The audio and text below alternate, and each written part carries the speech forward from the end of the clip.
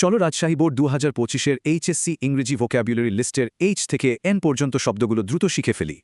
প্রথম শব্দ সাফারিংস, মানে শারীরিক বা মানসিক কষ্ট।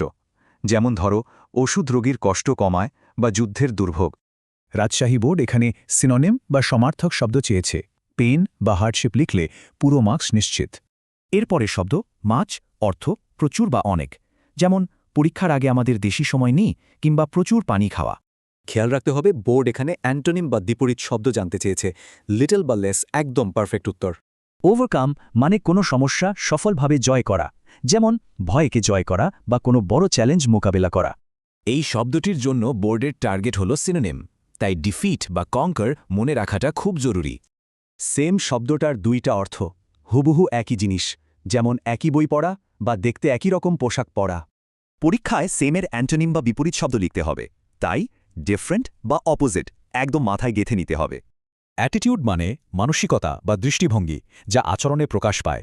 পড়াশোনায় পজিটিভ মানসিকতা বা দলগত কাজে নেতিবাচক দৃষ্টিভঙ্গি। রাজশাহী বোর্ড এখানে সিনোনিম চেয়েছে। একদম সঠিক উত্তরের জন্য মাইন্ডসেট বা অ্যাপ্রোচ ব্যবহার করতে হবে। ইলনেস মানে অসুস্থ থাকার সময়কাল, হঠাৎ অসুস্থ হয়ে স্কুল মিস করা বা স্বাস্থ্যকর খাবারে অসুস্থতার ঠেকানো এর উদাহরণ। বোর্ড এখানেও সিনোনিম বা সমার্থক শব্দ চেয়েছে। সিকনেস বা এলমেন্ট বেশ মানসম্মত উত্তর হিসাবে লেখা যায়।